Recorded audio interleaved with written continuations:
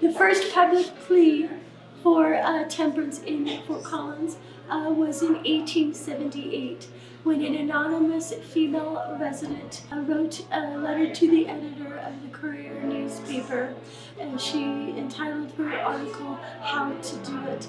She called for complete abstinence and the shutdown of the saloons in Fort Collins. At the time of this writing, we had just a handful of saloons in Fort Collins. The very first saloon in Fort Collins was T.J. Wilson's Saloon. T.J. Wilson's Saloon was built in 1875, and it was located on the southeast corner of Linden and Jefferson.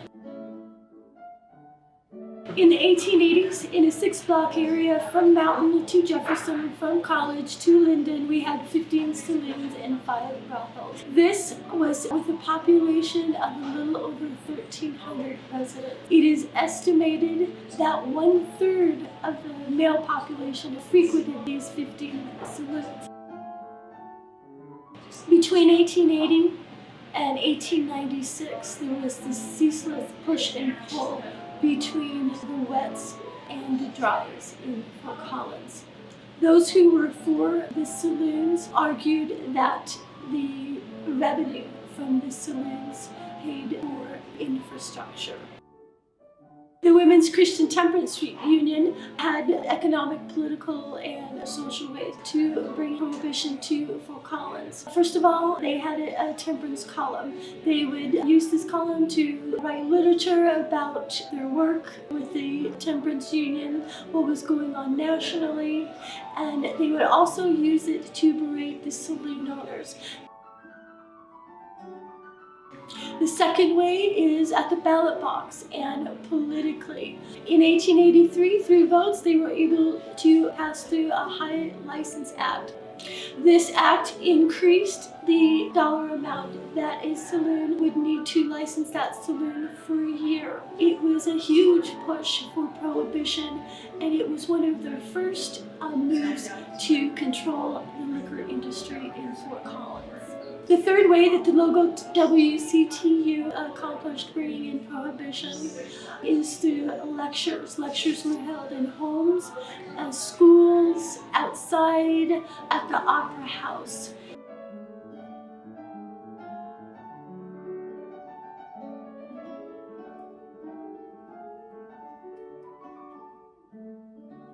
On the evening of April 3rd of 1888, James had attended a political rally at the Opera House.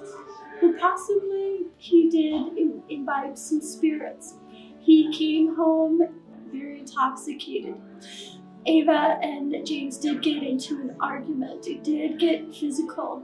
Eva called for help. The very next morning, James is sitting at the Senate Saloon nursing a terrible hangover, trying to figure out what he's going to do. He's angry, he's upset, he's scared. He's afraid his wife is going to leave him because of the abuse. He decides to investigate. He leaves the Senate, he walks down Linden, he crosses Walnut, and he enters his home where he finds his suspicions are correct.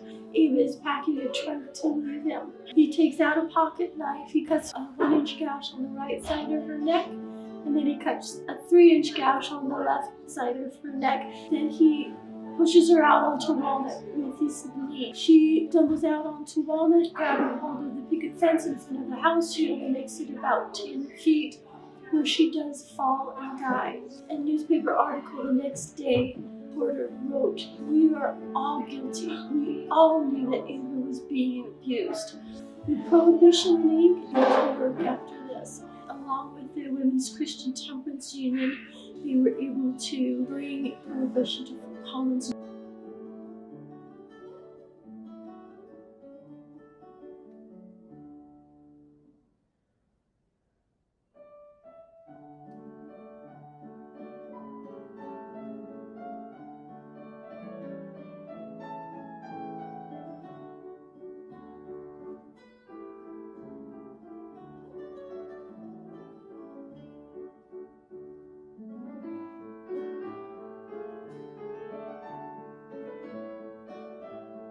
Moonshining and bootlegging are related but two different things. Bootlegging comes from the term of putting a flask of whiskey in the leg of your boot to keep from getting caught. And it's all about the transport of illicit liquor. Moonshining is the actual making of it. After the whiskey tax, people who made liquor became known as moonshiners because they had to do it in the dead of night in the hills to avoid paying the tax.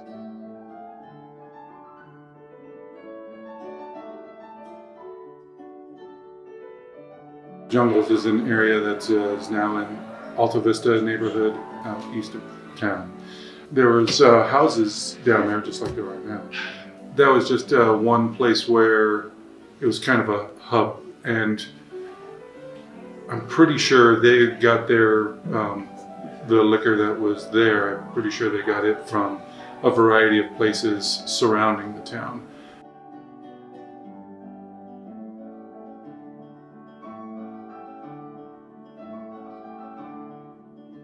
So, guys from all walks of life made moonshine, and they made it from everything. There's stories of a man who lived where Evans is. They busted him. He was making moonshine. It sounded like he had cleaned out his pantry. He had a batch of mash brewing away that was corn, barley, oranges, lemons, prunes, raisins, and potatoes. He just threw everything into this and started brewing it, and was going to sell it until they arrested him. One place that I had been looking into is actually up Risk Canyon. There are several arrests up there. One man, his name was R.C. Thompson. Up there he had a sawmill, and he also had a moonshining shack. And he was arrested up there.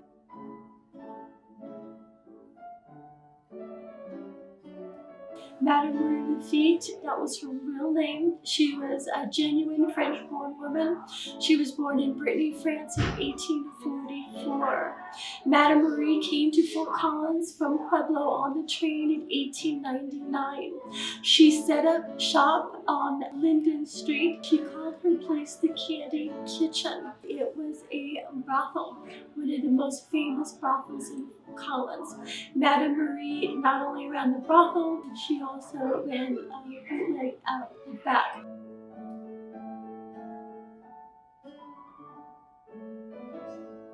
Henry Jesser is another Volga Russian, German Russian, who lived 8 miles south of town on the road to Loveland. Just was living on a farm out there, and he had a mash brewing and a few gallons of pre-made liquor. It was all over.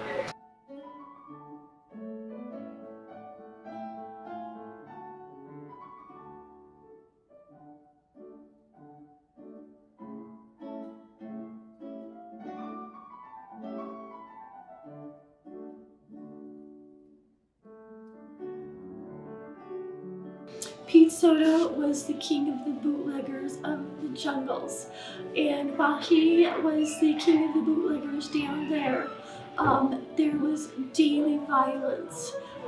If you were standing on Jefferson Street towards evening and you heard the sound of a gun going down there, you basically would just keep moving. They kind of had their own community down there.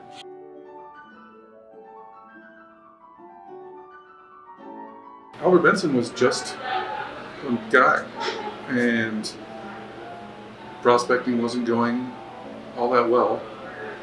And so when Prohibition came along, it was an opportunity to support themselves. He was arrested, spent a couple of months in jail, and the partnership, it looks like the partnership with his two friends disbanded.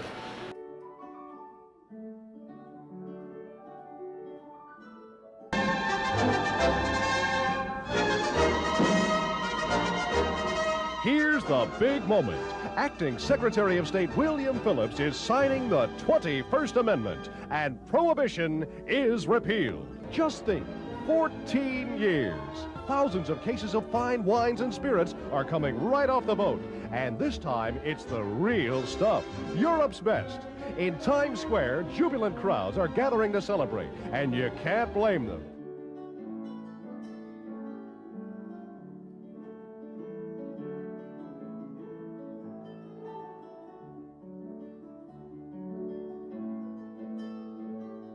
First of all, there wasn't beer on campus at that time until I was a senior when they finally got it. But we went downtown, and there was also places on West Elizabeth, but we preferred downtown.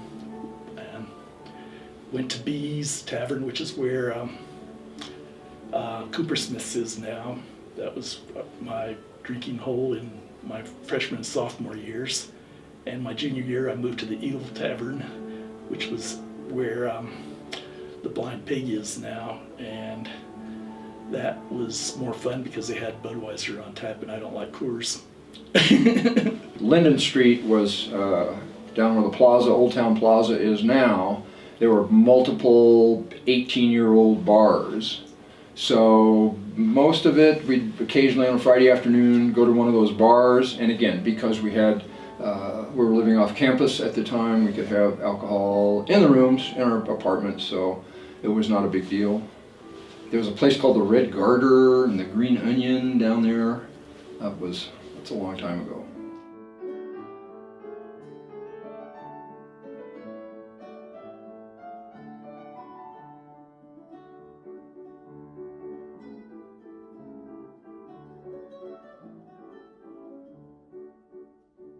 The main issue for most students was getting beer on campus, which most of us were sympathetic with because the students that lived on campus didn't have access to go downtown without walking.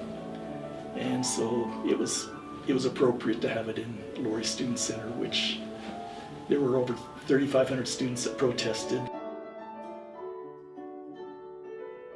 That was in April 1969. The city had an election and voted to remove the prohibition of liquor sales within the city of Fort Collins. And at that time, 4 places opened up, were given a license to serve alcohol, but they had to have a food. They weren't allowed just to sell alcohol alone at that time.